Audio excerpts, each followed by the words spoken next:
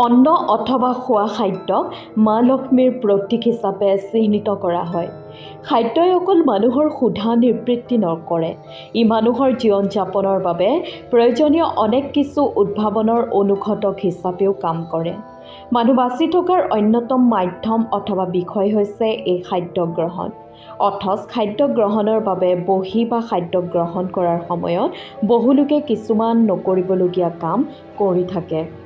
হয়তো মানুহে অজানিতে সেই ভুলসমূহ কৰে বা শৈশৱৰ পৰাই কিছু মানুহ সেই কু অভ্যাসৰ দ্বাৰা অভ্যস্ত। কিন্তু এই কুকৰ্মৰ ওপৰতে গৃহত মা লক্ষ্মীৰ অৱস্থান আৰু মা লক্ষ্মীৰ গৃহ পৰিবৰ্জন নিৰ্ভৰশীল হয়। আৰু বৈজ্ঞানিক দৃষ্টিভংগীৰে বিশ্লেষণ কৰিলে দেখা যায় যে এইসমূহ অকল সংস্কাৰেই নহয়, বিজ্ঞানসন্মত কথা হয়। লগতে ইয়াৰ ওপৰত নিৰ্ভৰ কৰে মানুহৰ শাৰীৰিক, মানসিক আৰু আধ্যাত্মিক বিষয়সমূহো। সেয়েহে এই উল্লেখিত বিষয়সমূহ খাদ্য গ্ৰহণ কৰাৰ সময়ত সদায় মনোযোগ দিয়া দৰকাৰী। ১ নম্বৰ, খাদ্য গ্ৰহণৰ সময়ত কেতিয়াও ভৰি জোকাৰি থাকিব নালাগে। তেনে কৰিলে মা লক্ষ্মী ৰুষ্ট হয়। এনে কৰাৰ ফলত জীৱনত নানান কষ্ট আহিব পাৰে আৰু সংসাৰত চূড়ান্ত অমংগল আহিব পাৰে। বৈজ্ঞানিক দৃষ্টিভংগীৰে চাবলৈ হ'লে খাদ্য গ্ৰহণৰ সময়ত ভৰি জোকাৰি থাকিলে খাদ্যনলীত ভালদৰে খাদ্য পৰিপক্ক নহয়, হ'ব পাৰে বদহজম, যাৰ ফলত পেটৰ ৰোগ উৎপত্তি হয় আৰু সমস্ত ৰোগৰ মূল কাৰণ হৈছে পেটৰ ৰোগ। আৰু আমাৰ শাস্ত্ৰই পৰিষ্কাৰ কৰি কৈছে যে কোনোবাই যদি খাদ্য গ্ৰহণৰ সময়ত ভৰি জোকাৰি থাকে তেওঁৰ গৃহত মা লক্ষ্মী অৱস্থান নকৰে। এতিয়া বৈজ্ঞানিক নে শাস্ত্ৰৰ কথাক আপুনি গুৰুত্ব দিব, সেয়া আপোনাৰ ব্যক্তিগত কথা। ২ নম্বৰ, খাদ্য সম্পূৰ্ণ খোৱা শেষ নোহোৱাকৈ কেতিয়াও উঠিব নালাগে। আধা খোৱাকৈ খাদ্য এৰি দিয়া মানে হৈছে খাদ্যক তিৰস্কাৰ কৰা, অপমান কৰা।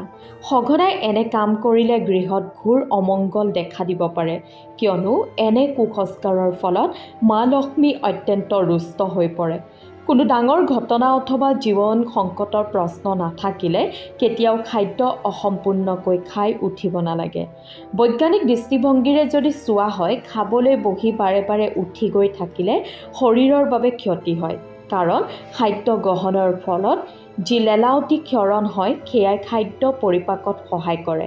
আৰু যদি বিৰতি দি খাদ্য গ্ৰহণ কৰি থকা হয় তেতিয়া উপকাৰী লেলাৱতীৰ পৰা শৰীৰত বিৰূপ প্ৰতিক্ৰিয়াৰ সৃষ্টি হ'ব পাৰে, যেনে উদৰ খোল, বদহজম আদি। ৩ নম্বৰ, গামোচা পিন্ধি, টাৱেল পৰিধান কৰি, চুটি বস্ত্ৰ পৰিধান কৰি কেতিয়াও খাদ্য গ্ৰহণ কৰিব নালাগে।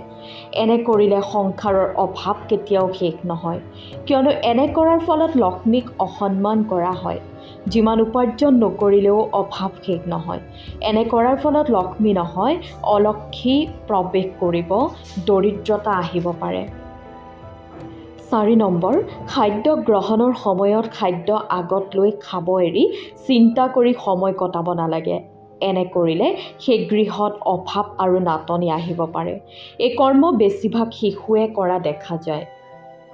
৫ নম্বৰ, খাদ্য গ্ৰহণৰ সময়ত জলপান কৰিব নালাগে।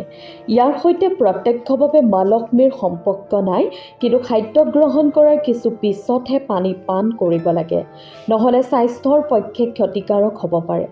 বৈজ্ঞানিকভাৱে ক'বলৈ হ'লে খাদ্য গ্ৰহণৰ সময়ত বাৰে বাৰে পানী সেৱন কৰিলে খাদ্য হজম নহয়, কিন্তু যদিহে পানী পান নকৰিলে ডিঙিত খাদ্য লাগি যায় তেতিয়া কথা বেলেগ। আৰু তেতিয়া সামান্য পানী সেৱন কৰাৰ দৰকাৰী, বেছিকৈ নহয়। আৰু পানী খোৱাৰ প্ৰশ্নই নাহে যদিহে আহাৰ লাহে লাহে ভালকৈ চোবাই খায়, কিয়নো আহাৰত পানী সংযোজিত হৈয়ে থাকে। আৰু চেষ্টা কৰিব লাগে যাতে আহাৰ গ্ৰহণৰ কমেও ১ ঘণ্টা পিছত পানী সেৱন কৰা হয়। শেষত, খাবলৈ বহাৰ আগতে হাত দুখন ভালকৈ চাবোনেৰে ধুই অন্নদাত্ৰীক হাতযোৰ কৰি লাহে লাহে খাদ্য খোৱা আৰম্ভ কৰিব লাগে। আৰু আটাইতকৈ গুৰুত্বপূৰ্ণ বিষয় হৈছে যে খাদ্য কেতিয়াও নষ্ট কৰিব নালাগে। অন্নৰ অপচয় কৰিলে নিশ্চিত যে ভৱিষ্যত প্ৰজন্মৰ বাবে অন্ন নাথাকিব।